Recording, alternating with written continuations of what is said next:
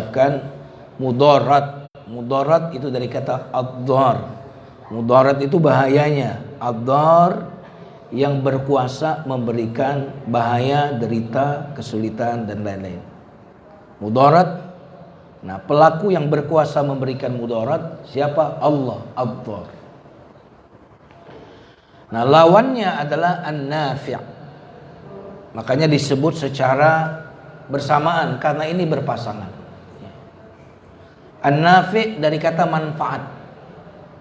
Ya, manfaah, manafi', an-nafi' yang di tangannya lah segala yang bermanfaat.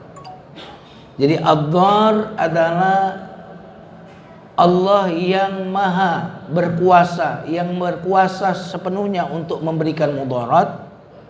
An-nafi' adalah yang seluruh kemanfaatan kebaikan hanya di dalam genggamannya dan kekuasaannya. Itulah arti ad-dar an-nafi' secara sederhana. Jamaah sekalian yang dimuliakan Allah Subhanahu wa taala, mari kita lihat ayat-ayat yang mengisyaratkan kedua nama ini. Dan kekurangan sebagian kaum muslimin ketika mendengarkan ayat itu melewat begitu saja. Padahal pengaruh dari ayat ini sesungguhnya sangat luar biasa jika ini menjadi sebuah keyakinan di dalam hidup kita. Allah berfirman dalam surat Al-An'am ayat 17. Wa yamsaska Allahu bidurrin fala kashifa lahu illa hu wa yamsaska bi khairin fahuwa ala kulli syai'in qadir.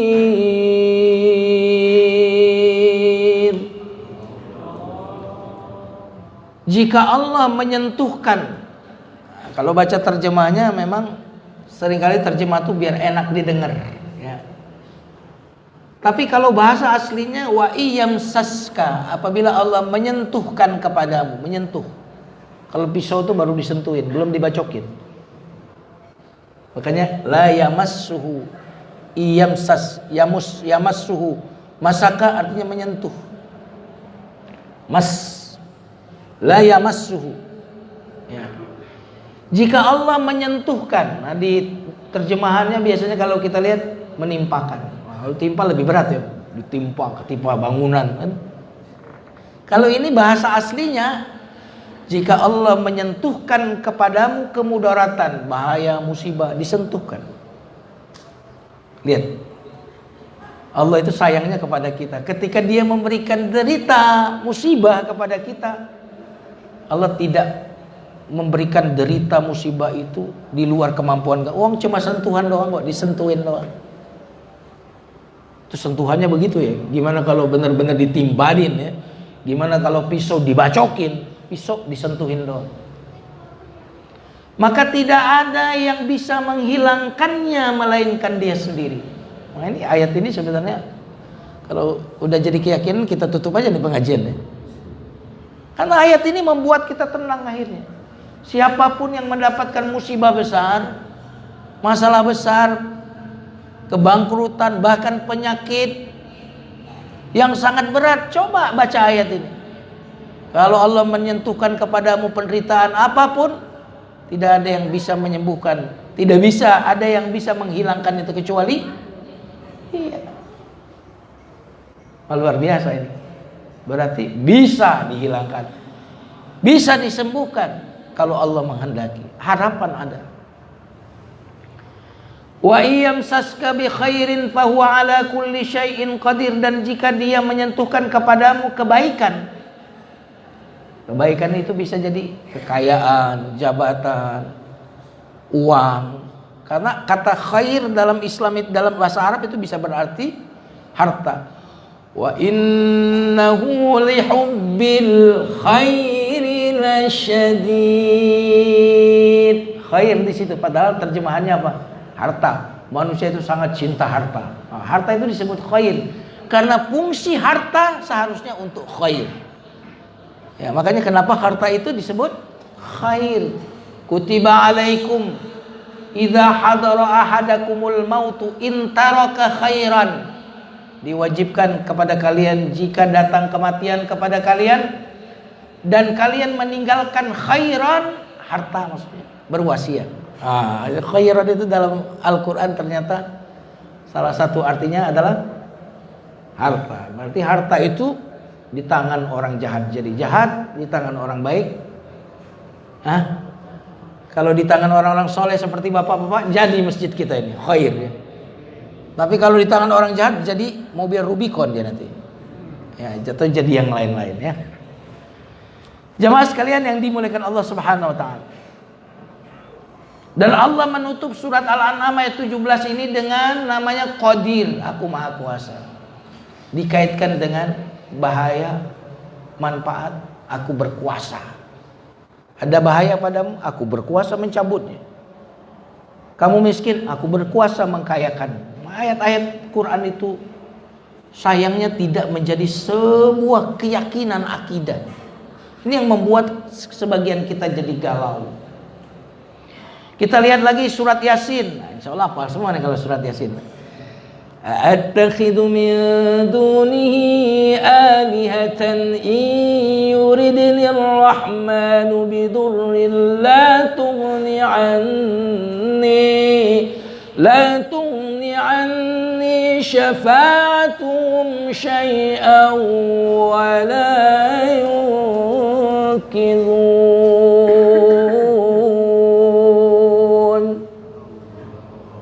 Ini sengaja saya bacakan Pak, agar kita terbiasa kalau melihat ayat berhenti pelan-pelan supaya berpengaruh terhadap sikap kita, rasa kita, cara berpikir kita. Mengapa aku menyembah Tuhan-Tuhan selain Allah? Yang jika Allah Maha Ar-Rahman. Nah, di sini disebut. Dan jika Allah yang Maha Ar-Rahman, kalau diterjemah apa? Maha Pemurah. Maka kalau diterjemahkan tuh feel-nya jadi beda. Mengapa aku harus menjadikan Tuhan-Tuhan selain Allah sebagai sesembahanku? Yang jika Ar-Rahman itu menghendaki kemudaratan padaku. Ar-Rahman menghendaki kemudaratan. Kira-kira kalau Ar-Rahman yang dikehendaki kemudaratan atau kemanfaatan? Halo? Ar-Rahman. Kalau Ar-Rahman kira-kira yang dikasih kepada kita itu kemanfaatan atau kemudaratan? Tapi di sini ayatnya bicara kemudaratan, tapi yang disebut nama Ar-Rahman. Wah, ini luar biasa. Artinya bahwa kemudaratan yang Allah berikan kepada kita itu kemudaratan yang mengandung rahmat, karena dia bersumber dari Ar-Rahman. Subhanallah. Nyambung? Pukulan ibu kepada anak, pukulan sih, tapi pukulan dari seseorang yang paling menyayangi anaknya. Wah, gitulah kira-kira begitu gambarannya. Tapi laisa kamitslihi, maka tidak ada pukulan ibu, cubitan ibu kepada anaknya yang 100% mengandung pukulan. Tetapi itu bukan cuma mengandung pukulan, tetapi lebih banyak mengandung kasih sayang dibandingkan rasa sakitnya. Setuju? Maka pilihan kata, pilihan Asmaul Husna itu begitu menyentuh di dalam hati. Antum apalkan surat Yasin? Attakhidhu min dunihi. Kalau di tengah-tengah itu dia susah Ustaz. Coba baca dari awal. Saya hafal Ustaz. Attakhidhu min dunihi alihatan, terus yuridinir Rahman, terus bidurrin, budurrin mudarat. Kenapa Ar-Rahman kayak mestinya Al-Jabbar, Al-Aziz, yuridinir Aziz. Mestinya begitu, karena menimpain mudarat kok nyebutin Ar-Rahman. Quran itu indah sekali. Jadi berarti kalau ditimpakan mudarat, kalau sakit, kalau dapat musibah, itu ada rahmat di situ. Itu berkah yang sering orang buang, rasa sakit itu. Padahal di dalam rasa sakit itu terdapat keberkahan. Betul? Ini betulnya kok jadi pelan begitu? Ustaz nggak ngalamin sih, jadi betul. Jamaah sekalian yang dimuliakan Allah Subhanahu wa taala. Kita lihat lagi surat Al-A'raf ayat 188. Qul la amliku li nafsi naf'an wa la dharran illa ma syaa Allah. Katakan hai Muhammad bahwa aku, maksudnya engkau Muhammad, tidak berkuasa untuk menarik kemanfaatan dan tidak pula bisa menolak kemudaratan kecuali jika Allah menghendaki. Nabi Muhammad, Nabi sallallahu alaihi wasallam, Muhammad katakan kepada umat Islam bahwa engkau itu tidak bisa menarik kemanfaatan dan engkau pun tidak bisa menolak kemudaratan kecuali apa? Kecuali jika Allah menghendaki. Jadi kalau Nabi Muhammad saja tidak bisa, tidak ada dalam kekuasaan beliau menolak bahaya. Kalau ada yang menimpa, Nabi Muhammad tidak bisa kecuali diizinkan Allah. Tidak bisa memberikan manfaat. Buktinya paman beliau sendiri tidak dalam keadaan Islam. Abu Lahab sendiri pun tidak dalam keadaan Islam. Kalau itu ada di tangan beliau kemanfaatan, pasti keluarga beliau semuanya akan masuk Islam. Tapi ternyata tidak. Ngapain dakwah capek-capek? Kalau ada itu ada di tangan beliau, disihir aja semua manusia jadi berislam. Tapi upaya yang luar biasa, tidak semua orang kemudian mendapatkan manfaat sehingga masuk Islam. Ada juga yang kemudian memusuhi agama ini. Katakan Muhammad bahwa kemanfaatan, kemudaratan itu hanya ada di tangan Allah. Kalau Nabi Muhammad saja nggak memiliki itu, apalagi kiai, apalagi ustadz, betul? Itu jangan percaya. Wah ini manusia super nih, bisa begini, bisa begitu. Enggak. Dia hanya bisa jika diizinkan oleh Allah Subhanahu wa taala. Ini akidah. Karena sebagian kaum muslim ini cepat sekali kalau ada cerita begini, cerita kesaktian itu. Betul nggak? Jangankan kalau yang diisukan sakti itu kiai, ponari sweet, ponari sweet. Tahu kan ponari? Bocah. Dianggap sakti, datang orang. Gimana kalau kiai diisukan saksi? Air comberannya aja diambil tuh ponari sweet. Jadi pocari sweet ya. Jadi jamaah sekalian, ayat ini menjadi keyakinan kita. Ad-dhar an-nafi hanya ada di tangan Allah. Nanti silakan dibuka lagi surat Yunus ayat 49 untuk mengkayakan saja. Nanti baca surah An-Nahl ayat 53, wa ma bikum min ni'matin faminallah. Nikmat apa saja yang adamu dari Allah. Berarti kemanfaatan apa saja yang kau miliki, yang kau terima itu dari siapa? Kita tidak akan bisa bersyukur sampai kita meyakini bahwa semua yang ada di tangan kita ini dari Allah. Kalau kita mengatakan apa yang ada di tangan kita ini dari kecerdasan kita, kita tidak akan bersyukur. Worth it dong, emang saya cerdas. Wajar dong, emang saya pekerja keras. Betul ya? Wajar dong, saya jabatan tinggi, meniti karir dari bawah. Kita akan menganggap itu wajar. Dan sesuatu yang kita anggap wajar tidak akan kita syukuri. Maka Allah berfirman, nikmat apa saja yang ada padamu itu dari aku. Dan apabila Allah menimpakan atau menyentuhkan kepadamu mudarat, hanya kepadanya lah kalian minta tolong. Betul? Betul atau tidak nih? Inna ila rabbika ruj'a. Manusia itu kembali kepada Allah. Kapan kembali? Kalau lagi dapat musibah biasanya. Tapi kalau lagi kaya, lagi punya jabatan, lagi berkuasa, innal insana la yatagha ar-ra'ahu istaghna. Dia akan pongah, sewenang-wenang, zalim, petantang petenteng. Kapan istaghna? Ketika dia dalam keadaan makmur. Tapi Allah ingatkan, ingat kau yang kaya, kau yang makmur, kau yang sedang menjabat, jangan kalian menjadi taghut, yatgha. Karena inna ila rabbika ruj'ah, kamu pasti akan kembali ke Rabbmu. Kapan? Kematian. Kapan? Di dunia ini kamu kalau lagi susah juga pasti akan kembali kepada Rabbmu. Nah, kalau kesulitan itu membuat orang itu kembali, kira-kira kesulitan itu mudarat atau manfaat? Halo? Kalau kesulitan itu membuat orang kembali, itu mudarat atau manfaat? Kalau musibah itu membuat orang kembali kepada Allah, itu mudarat atau manfaat? Makanya kenapa kedua nama ini dia gabungkan? Karena ad-dar, Allah memberikan derita bukan untuk membuat kamu menderita, tapi Allah ad-dar memberikan mudarat untuk an-nafi, untuk memberikan kemanfaatan. Wah, subhanallah. Makanya disebut gabung, tidak pakai wa. Ad-daru wan nafi, enggak gitu.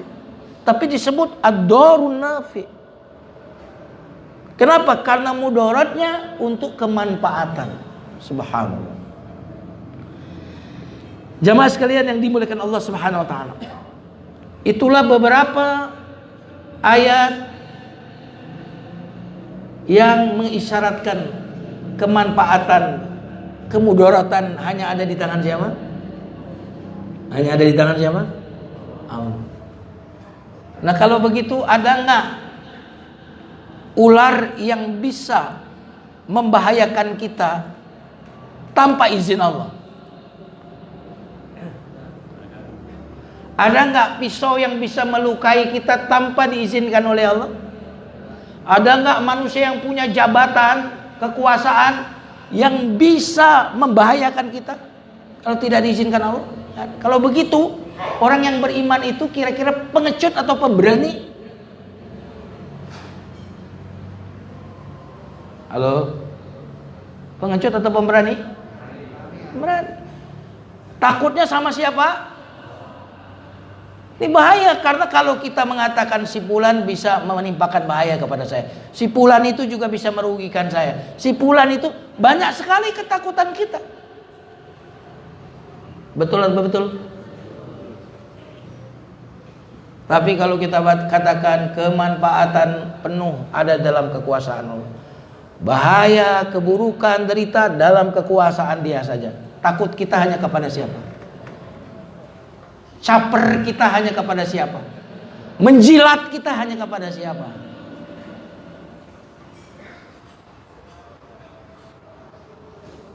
Gak mudah, Pak. Gak mudah itu. Karena itu di sini, di mata kita, kita melihat si fulan, bos saya. Itu. Benar nggak? Oh, kita minta si fulan yang ngasih kerjaan ke saya. Ini mata kita nih. Padahal ayat ini mengatakan bahwa si fulan itu adalah suruhannya Allah, alat bagi Allah. Orang zalim itu dipakai Allah untuk kemudian menimpakan mudarat kepada kita. Orang zalim, paku di jalan Allah pakai untuk kemudian motor kita, mobil kita jadinya bocor. Paku alat yang dipakai.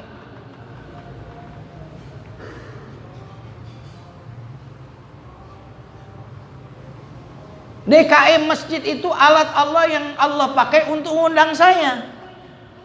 Kalau kata Allah kepada DKM, ganti Ustadz Jumaruddin, ganti. Udah selesai saya. Tapi kata Allah kepada DKM, Ustadz Jumaruddin, teruskan mengajarnya. Jadi ternyata semuanya sepenuhnya ada di dalam genggaman siapa? Subhanallah. Tauhid itu begitu, mengesahkan Allah. Bukan cuma di dalam penciptaan, tetapi dalam seluruh sifat-sifat Dia Maha Esa. Makanya ada tauhid asma wa sifat namanya. Mengesahkan Allah di dalam sifat-sifat. memberikan bahaya, memberikan manfaat, memberikan rezeki, menyembuhkan, mentauhidkan, hanya Dia. Wah, luar biasa Pak. Kalau keyakinan itu benar-benar menyatu dengan jiwa kita, ruh kita, hidup kita tenang. Terusin nih sampai jam berapa? 6.15 masih ada. Apa makna ad-dhar an-nafi secara lebih luas? Kita bacakan saja ya. Ad-dhar adalah bermakna bahwa segala keburukan, kesedihan, penderitaan, musibah, kecelakaan, penyakit. Nah itu mudarat kan? Betul ya? Yang saya sebutkan tadi apa? Keburukan, kesedihan, penderitaan, musibah, kecelakaan, penyakit, dan segala yang menimbulkan duka dan nestapa, itu disingkat dari kata mudarat. Ada pada penguasaan Allah. Gitu maksud ad-dhar itu. Mudarat semuanya dalam semua bentuknya ada di tangan siapa? Semuanya dikuasai Allah. Tinggal Allah perintah, hei mudarat, datangin si fulan. Hei mudarat, penyakit, jangan datangi si fulan. Subhanallah. Saya mau cerita, kemarin di salah satu komplek ada videonya sama saya. Di komplek, seorang ibu muter di bundaran di komplek itu, muter dari sebelah arah saya ini, set. Tiba-tiba entah kenapa dia nyerempet seorang ibu muda yang sedang hamil, kena sepedanya. Setelah serempet itu mungkin dia panik, ibu ini yang bawa mobil ini. Sudah masuk di sosmed itu. Masuk, serempet, mungkin dia panik, mungkin mau nginjek rem, tapi apa yang terjadi? Menginjak gas.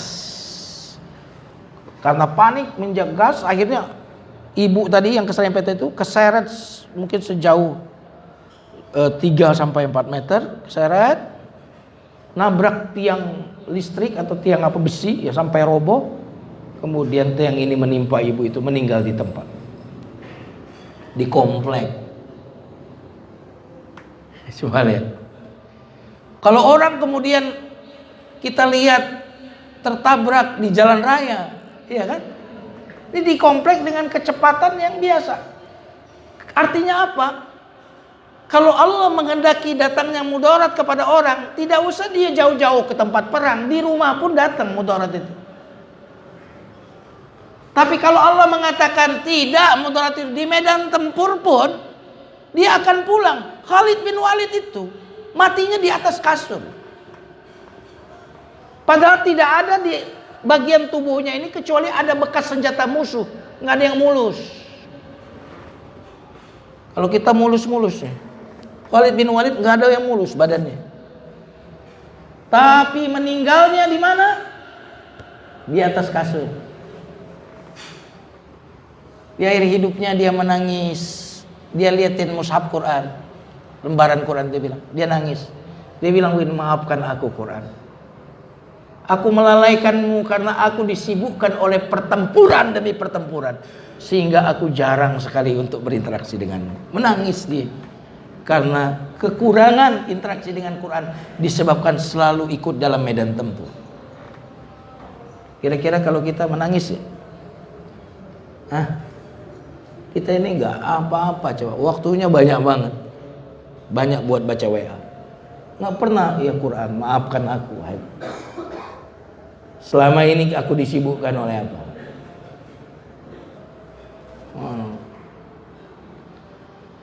Ini kok jadi hening begini kalau ya kita harus nangis memang. Kalau nggak bisa nangis, menangislah karena tidak bisa menangis. Betul atau tidak? Jadi mudarat itu dalam segala bentuknya ada di dalam penguasaan Allah. Karena ada di dalam penguasaan Allah, dia memberikan mudarat kepada siapa yang dia kehendaki. menentukan mudarat seperti apa, seberat apa, dialah yang berkuasa. Ad-dar. Nah, karena itu kita perlu takut sama penyakitnya atau takut kepada yang menguasai penyakit. Hah?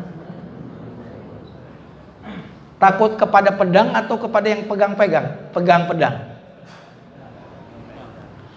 Takut kepada anjing atau kepada majikan yang sedang pegang anjing? Hah? Anjing segalak apapun kalau kata majikannya, Johnny, jangan. Mohon maaf kalau yang ada yang namanya Johnny. Faktor kebetulan saja. Nggak akan gigit. Tapi kalau dia panggil anjingnya, kejar itu, kejar mana? Berarti kita takut kepada anjingnya atau kepada pemilik anjing itu? Kita takut kepada bahaya itu atau kepada yang berkuasa kepada bahaya itu? Allah, ad-dar. An-nafi' dari kata manfaat. Antum sebutlah manfaat itu apa? Kebaikan, kesenangan, keselamatan, kesehatan. Antum sebutlah bentuk-bentuknya. Pokoknya segala sesuatu yang mendatangkan kesenangan dan kebahagiaan itu namanya manafi', manfaat. Ada pada penguasaan Allah. Nah, karena kemanfaatan itu ada pada penguasaan Allah, dialah yang bisa berkuasa memberikan manfaat kepada siapa yang dia kehendaki. Menentukan manfaat seperti apa yang akan diberikan. Seberapa besar manfaat itu yang akan diberikan hanya ada di tangannya. Berarti yang kita kejar, yang kita inginkan ada di tangannya. Yang kita takuti ada di tangannya. Maka datangilah Allah melalui pintu harap. Kalau engkau tidak bisa mendatangi Allah melalui pintu harapan, datangilah Allah melalui pintu rasa takut. Subhanallah. Mau datang yang mana nih kira-kira? Melalui pintu manfaat atau melalui pintu mudarat? Halo. Kalau saya tanya halo, jawabannya hai. Halo. Hai. Hai, halo, hai. Mau datang lewat mana? Pintu manfaat atau pintu mudarat? Hah? Paling enak datang melalui pintu manfaat, pintu nikmat. Kita ini diberikan nikmat oleh Allah, dan nikmat itu pintu kita untuk mendatangi Allah. Kasih sehat supaya kita datang kepada Allah. Kasih rezeki supaya kita datang kepada Allah. Dan jika ada orang yang tidak mau datang kepada Allah melalui pintu manfaat dan nikmat, sebentar lagi engkau akan datang kepada Allah melalui pintu mudarat. Kasih musibah, kasih masalah. Padahal Allah ingin kau datang dengan cara yang nyaman. Makanya kenapa orang yang bersyukur kepada Allah itu hidupnya nyaman. Ma yaf'alullahu bi'adzabikum in syakartum wa amantum. Allah tidak akan mengazab kamu jika kamu beriman bersyukur. Kamu udah datang padaku dengan nikmat, ngapain lagi aku jewer kamu? Tapi kapan azab itu datang? Wala in kafartum inna azabi lasyadid. Seolah-olah Allah ingin mengatakan kepada kita, kamu mau datang sukarela atau mau saya paksa datang? Halo? Oh, masih ingat berarti. Kamu mau datang sukarela atau mau saya paksa datang? Anakku, kamu mau mandi sukarela atau mau abi paksa mandi? Anakku, kamu mau belajar atau abi paksa belajar? Kamu mau menjaga kesehatan atau saya paksa jaga kesehatan? Saya kasih penyakit dulu biar kamu jaga kesehatan. Makanya gak ada orang yang tidak datang kepada Allah. Ada yang datang dengan kos yang rendah karena dia bersyukur. Ada yang datang dengan kos yang tinggi karena datang dia melalui pintu musibah. Fir'aun pun akhirnya harus datang, tapi di waktu yang tidak tepat. Semua orang nggak punya pilihan, pasti akan datang kepada Allah. Cuma ada di waktu yang tepat, ada di waktu yang tidak tepat. Betul nggak? Fir'aun ngaku Tuhan, akhirnya ngakuin tuh Allah sebagai Tuhan. Tapi di saat nyawa sudah berada di sini, di neraka nanti semua orang ngaku Tuhan nggak? Ngakuin nggak kebenaran Allah di neraka? Ahli neraka nanti ngaku nggak Allah itu benar? Ngaku semua. Al-Quran itu benar. Para nabi benar, ngaku nggak? Ngaku. Tapi nggak ada gunanya. Jadi Anda, kita mau sadar sekarang atau mau sadar nanti, cuma itu doang. Pilihannya cuma satu, sadar. Kita nggak milih nggak sadar, nggak bisa nggak milih nggak sadar itu. Milih nggak sadar itu nggak bisa. Pilihan Anda cuma satu, sadar. Cuma kita memiliki pilihan waktu saja, mau sadar sekarang atau mau sadar nanti. Saya nanti aja Ustadz. Oke, bikin kontrak dulu sama malaikat maut, matinya lama, panjang umur. Betul? Ini saya heran kalau ngomong begini jadi diem gitu, hening. Jamaah sekalian yang dimuliakan Allah. Kedua Asmaul Husna ini karena dia husna, husna itu artinya baik, husna itu artinya positif, maka disebut bareng. Coba kalau disebut berpisah, kalau an-nafi sih masih mending. An-nafi masa memberikan manfaat, positif langsung. Tapi kalau saya sebut ad-dhar, Allah yang maha memberikan derita, kesannya positif atau negatif? Negatif. Coba kalau saya gabung ad-dharun nafi, kan beda tuh kesannya. Yang memiliki kekuasaan menimpakan mudarat dan memiliki kekuasaan untuk menimpakan kemanfaatan.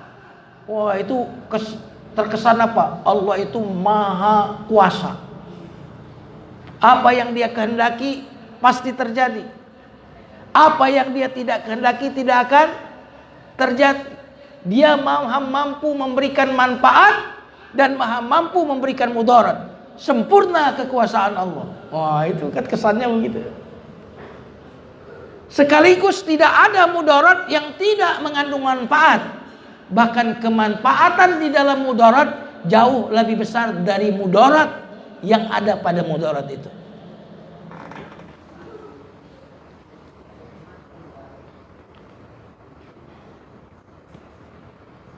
Kok bisa ya Ustadz mudarat mengandung manfaat? Derita kok mengandung manfaat? Minum obat pahit derita, betul? Halo? Derita nggak? Tapi mengandung manfaat nggak?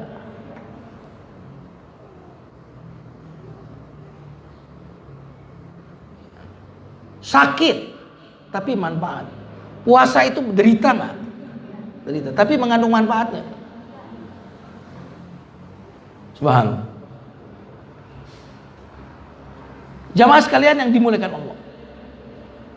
Makanya jangankan ujian, Pak, azab pun itu tidak lepas dari Ar-Rahman. Silakan baca surat Maryam ayat 45. Inilah yang dikatakan oleh Nabi Ibrahim kepada ayahnya yang kafir. Kata Nabi Ibrahim, ya abati, bukan ya abi. Ayahnya kafir tapi sopannya luar biasa kepada ayah yang kafir. Kalau ya abi itu wahai bapakku biasa. Tapi kalau ya abati itu taknya itu takrim, penghormatan. Wahai ayahku yang sangat saya hormati, gitu. Ya abati, wahai ayahku yang kuhormati. Inni akhafu, aku khawatir, ayyamassaka adzabum minar rahman. Aku khawatir menimpamu azab dari Ar-Rahman. Aduh ya Allah. Azab dari Ar-Rahman. Coba ya. Artinya bahkan azab pun yang tidak membuat orang langsung mati, itu adalah rahmat. Itu azab Ustaz tuh orang. Mati nggak dia? Belum, Rahman. Nyambungin. Tapi kalau orang maksiat durhaka, azab, mati nggak dia? Mati. Azab banget itu. Itu tukang maksiat Ustaz kena azab, mati nggak? Belum, mengandung rahmat. Karena Allah menyebut Ar-Rahman dalam konteks azab.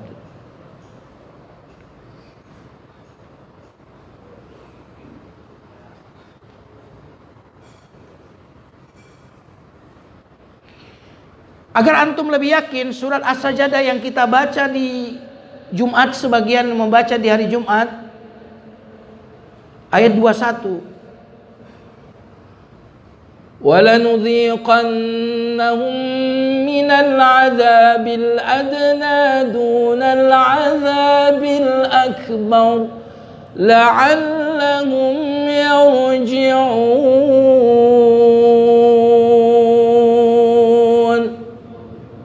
Dan sungguh kami benar-benar akan merasakan kepada mereka sebagian azab yang dekat di dunia. Allah sebut azab.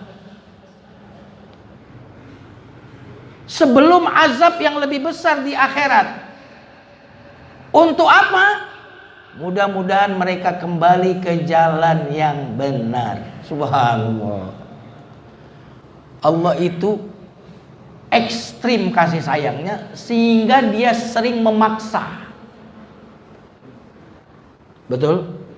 Bapak ekstrim gak sayangnya? Pernah maksa anak? Hah?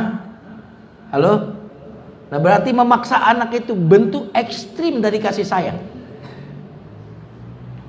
Dan Allah mengatakan dalam surah As-Sajdah ini, kami benar-benar akan merasakan kepada mereka azab dunia. Sebut azab loh redaksinya. Kan kalau ujian, nah itu masih halus. Sabar ya ujian. Tapi ini redaksinya azab. Dunia sebelum akhirat. Untuk apa kau mengazab mereka di dunia sebelum akhirat? Siapa tahu mereka kembali. Jika dengan bisikan aku mereka tidak datang, maka aku teriaki mereka. Kira-kira begitu. Orang yang tidak mengerti bahasa lembut harus dikasarin. Subhanallah. Jadi orang-orang yang udah masuk neraka itu memang orang udah tuli, buta. Kenapa? Karena Allah itu ekstrim kasih sayangnya.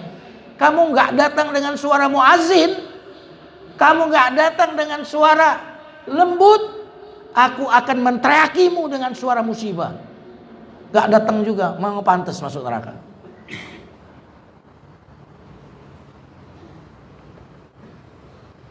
Pak, gambarannya begini deh, nggak usah bicara Allah. Kita itu sayang banget sih nggak sama anak sih?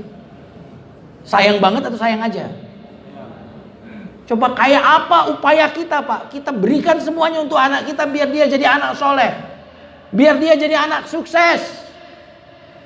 Mobil kita jual demi mereka, iya kan? Kayak apa gitu? Lalu bayangkan itu kita hanya diberikan sedikit kasih sayang. Bagaimana dengan Allah? Maka dia sangat ingin memasukkan hambanya ini ke surga. Kita ini didesain untuk masuk surga. Sekolah itu didesain untuk jadi orang sukses atau mencetak orang gagal? Halo? Kita ini disetting untuk dicetak menjadi ahli surga.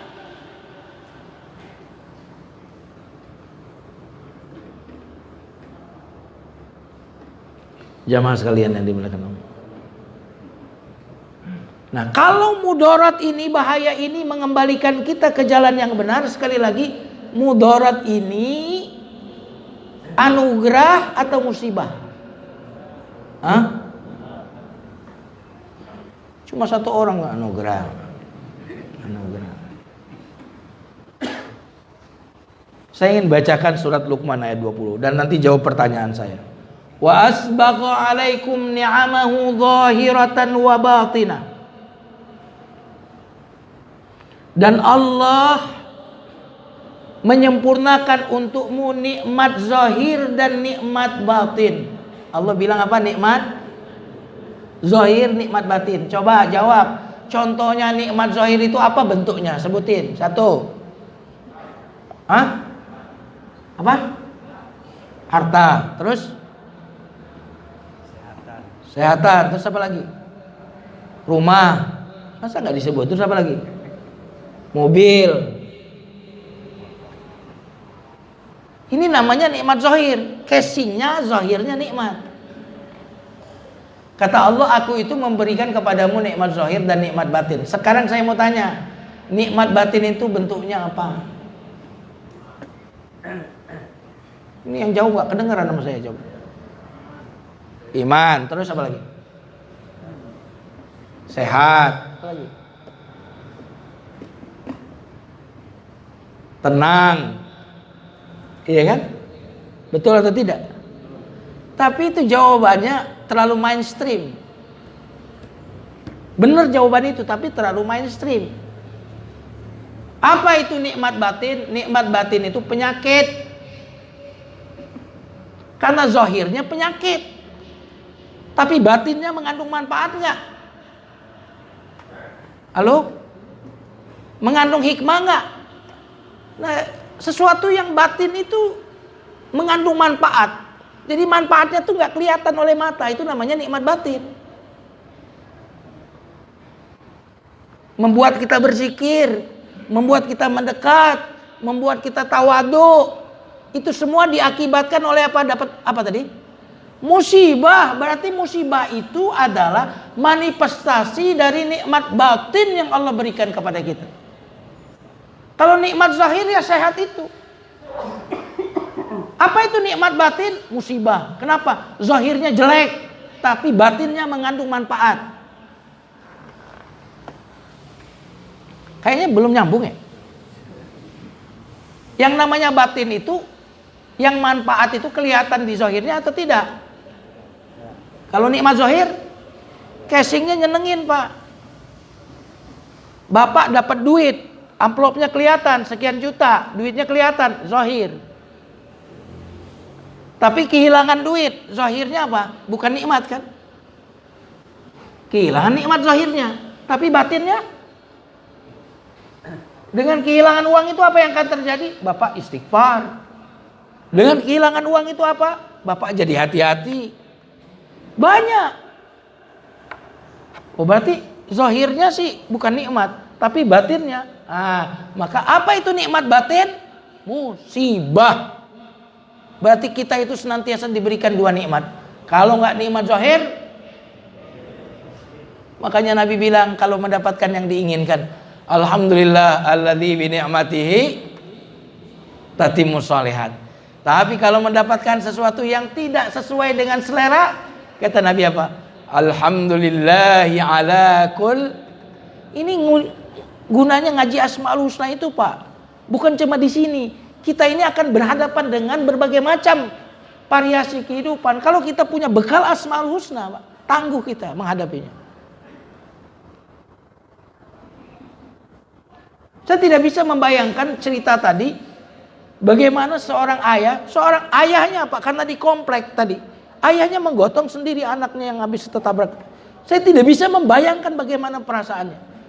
Semoga keluarganya, suaminya, anak-anaknya diberikan kesabaran oleh Allah Subhanahu wa taala. Betul ya? Halo? Mengangkat sendiri anaknya. Bagaimana perasaan seorang suami yang di situ ada bayi yang dikandung? Logikanya, wah itu penderitaan banget. Bagaimana dia bersikap? Dia harus mengenal nama Allah Ad-Darun An-Nafi'in.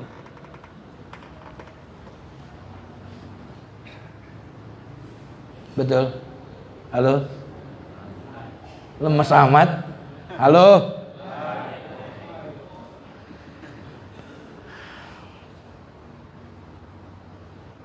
Ada doa ahli surga sebagai penutup. Surat Yunus ayat 10 itu, penduduk surga itu nanti di surga, da'wahum fiha, doa mereka di dalam surga itu, subhanakallahumma, maha sempurna, maha suci engkau, wa tahiyyatuhum fiha salam, dan salam penghormatan penduduk surga nanti salam, assalamualaikum. Wa akhiru da'wahum, dan akhir penutup doanya penduduk surga disebutin alhamdulillahi rabbil alamin. Dakwahum itu Al-Quran, Pak. Dakwahum fiha subhanakallahumma wa tahiyyatuhum fiha salam wa akhiru da'wahum anilhamdulillahi rabbil alamin. Itu surat Yunus ayat 10. Kenapa penduduk surga bilang alhamdulillah? Alhamdulillah. Sebagian mungkin akan menduga bahwa gimana nggak alhamdulillah Ustadz, dapat fasilitas. Itu mainstream. Benar, tapi flat banget cara berpikirnya. Mereka bilang tuh alhamdulillah apa? Alhamdulillah saya dulu dapat musibah. Alhamdulillah saya dulu dapat derita dapat musibah ini itu di dunia dulu. Kalau enggak setinggi ini derajat saya di surga. Itu alhamdulillah, alhamdulillah. Kita sekarang ini aja sering bilang alhamdulillah. Alhamdulillah saya dulu ditolak dapat kerjaan di PT Anu. Nah, kan itu kan? Alhamdulillah saya dulu penderitaan dulu, kita bilang alhamdulillah saat ini. Karena tanpa penderitaan dulu enggak menjadikan kita yang sekarang. Nah, maka hidup ini jamaah sekalian adalah sebuah episode.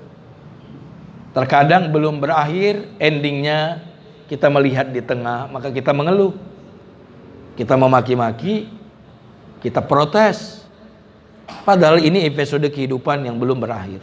Kisah Nabi Yusuf itu kalau kita berhenti pada kolam di sumur dia diceburkan, penderitaan sekali. Kalau kisah kemudian dia masuk penjara, di situ penderitaan sekali.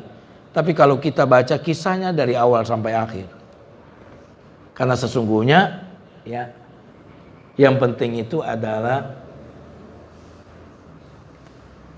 nilai dari sesuatu itu adalah akhirnya. Saya ulang lagi kalimat, nilai sesungguhnya bagi sesuatu itu adalah apa? Akhirnya. Kenapa? Karena ini sebuah proses, ya kan? Betul nggak? Nah, kalau proses ini kemudian menciptakan akhir yang indah, hasil yang terbaik, kesolehan, ketakwaan, bukankah proses yang penderitaan ini adalah sebuah anugerah? Makanya penduduk surga bilang alhamdulillah dulu waktu di dunia bla bla bla bla bla bla. Mungkin penduduk neraka jadi kenapa saya dulu harus jadi pejabat? Gara-gara jadi pejabat aib saya ketahuan seluruh Indonesia. Kenapa saya dulu harus menjadi orang kuat? Coba kalau saya nggak jadi orang kuat, nggak mungkin saya bunuh orang. Kadang-kadang Pak, kita tidak mendapatkan yang kita mau, sebenarnya Allah sedang menghindarkan singa yang akan menerkam kita. Betul atau tidak? Ini yang saya bisa sampaikan jamaah sekalian. Tentu menauladani nama Allah Ad-Darun An-Nafi ini adalah hendaklah kita banyak-banyak memberi manfaat kepada orang lain. Kalaupun kita harus memberikan mudarat kepada orang lain, pertama jangan sepenuh kekuatan, tapi sentuhin aja. Nah, tapi ingat, mudarat yang kita kenakan kepada orang lain itu harus bertujuan untuk memberikan manfaat. Jangan cuma mudarat tok, tapi ini memang mudarat yang memang menjadi jalan kemanfaatan. Iya kan? Anak kita mungkin mereka di pesantren sebagian, mereka merasakan penderitaan. Iya kan? Kita memudaratkan anak kita kan? Dalam konteks bahwa mereka lepas dari orang tua, menderita dengan beban-beban, tapi mudarat itu untuk mereka penuh dengan kemanfaatan an-nafi. Wallahu a'lam bishawab. Saya serahkan kepada host kita yang luar biasa, Pak Aris. Ya. Satu pertanyaan aja sudah.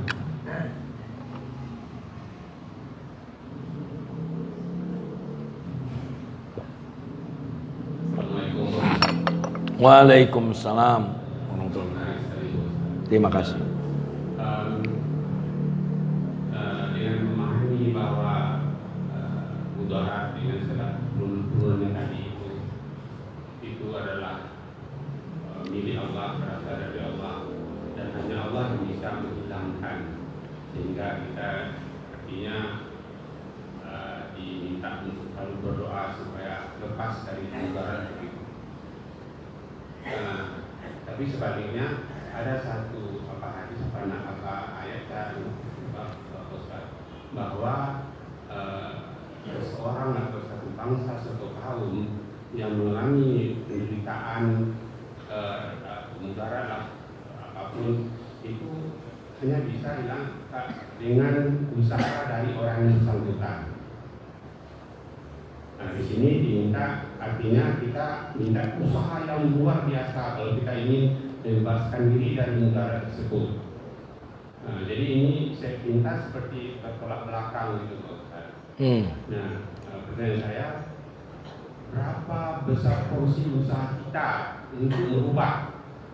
Ya, kalau tadi yang pertama itu Allah yang akan merubahnya, karena itu milik Allah. Oke, kita minta berdoa. Yang kedua, Allah juga bilang, nggak bisa begitu, kamu harus berusaha dulu. Itu tergantung usaha kamu. Gitu. Nah, berapa besar usaha kita? Apakah 100%, 99%? Ya. Terima kasih, Pak. Pertama, kita sini sedang berbicara tentang akidah. Makanya bab Asmaul Husna ini bab akidah. Sedangkan yang Bapak tanyakan itu bab syariah. Usaha itu syariat. Harus ada syariatnya, Ustaz. Berarti bab syariat. Sudah bisa? Jelas. Kalau usaha ikhtiar itu bab syariah. Kan agama kita ini ada akidah, ada syariah, ada akhlak. Akidah itu aspek keyakinan. Sini, nih. Hati. Nah, kita ini berbicara Asmaul Husna masuk bab akidah.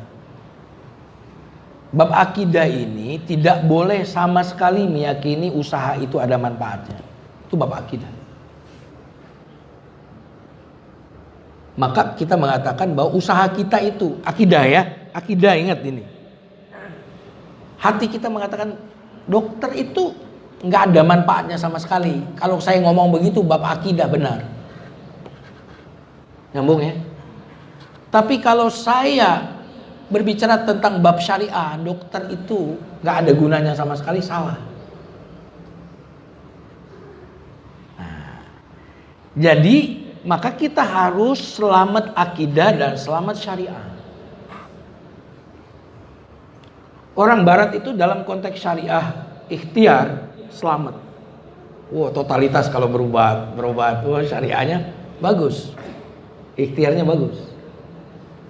Totalitas dalam bekerja, wah kan? Tapi akidahnya mereka tidak yakin Tuhan itu yang ngasih rezeki. Nah, ini berarti sesat juga. Ada sebagian umat Islam akidahnya, wah nggak ada yang bisa nyembuhin, dokter tuh nggak ada gunanya. Dia bicara aspek akidah. Bagus akidahnya, tapi nggak berobat, nggak berusaha, nggak jaga kesehatan. Berarti rusak syariahnya. Saya justru yang saya khawatirkan di umat ini, Pak, rusak akidah dan rusak syariahnya, itu yang paling banyak. Orang yang tidak berikhtiar cacat syariah. Orang yang tidak meyakini bahwa hanya Allah yang bisa memberikan manfaat dan mudarat, tidak meyakini, cacat akidah. Nah, maka yang dituntut dari kita dalam aspek syariah itu, Pak, adalah melakukan apa yang kita mampu. Itu saja yang dituntut. Yang dituntut dari kita melakukan yang terbaik dari yang kita mampu. Karena yang kita lakukan itu adalah jalan pahala kita. Kenapa harus kerja? Kan yang ngasih rezeki Allah. Kerja kamu itu pahala. Kamu dapat pahala itu karena berikhtiar. Hasil itu bukan wilayah kamu. Dokter itu bukan menyembuhkan. Dokter itu berikhtiar menyembuhkan. Betul nggak? Kalau dokter itu bisa menyembuhkan, semua orang yang berobat ke dokter sembuh. Tapi mengapa Allah yang menyembuhkan, dokter harus mengobati? Karena dokter itu dapat gaji karena ikhtiarnya. Makanya sembuh nggak sembuh, dokter dapat nggak? Halo? Kan dokter saya nggak sembuh, nggak jadi bayar saya. Nggak bisa begitu, Mas. Ya, saya tetap dapat. Orang bapak aja coba bapak konsultasi ke dokter bapak, tapi dia belum masuk ruangan. Bapak ngobrol deketin, oh dokter saya begini, oh ya. Nanti masuk nota itu tagihan pas bapak bayar di kasir. Nah, itu sudah ada buktinya itu. Laku ini ada bapak tadi konsultasi di luar ruangan.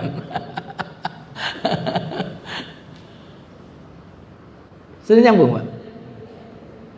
Nah, ketika saya mengatakan Allah ad-darun an-nafi, berarti yang menyembuhkan itu Allah. Kira-kira sama gitu. Terus dokter apa? Dokter harus berusaha semaksimal yang dia bisa.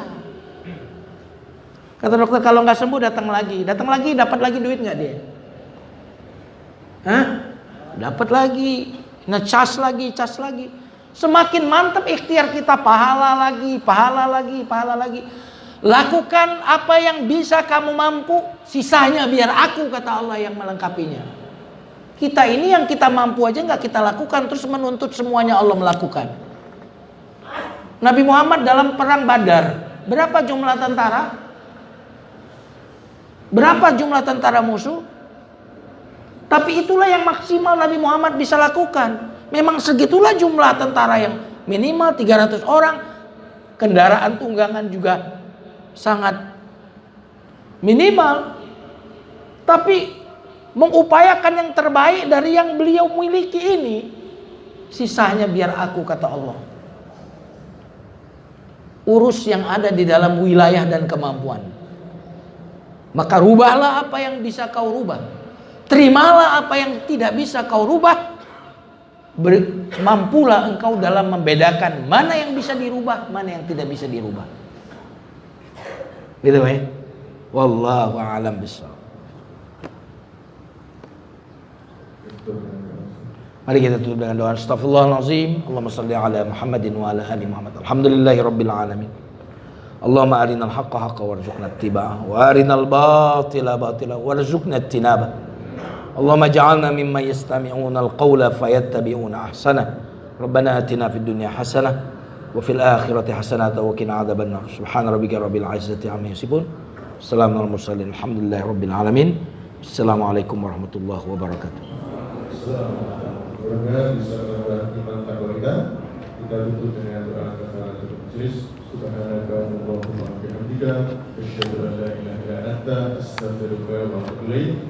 Setelah sholat isya bisa menikmati sarapan yang telah disediakan di belakang. Alhamdulillah. Kenapa? Saya sehat. Barakallah. Makasih sama-sama. Makasih.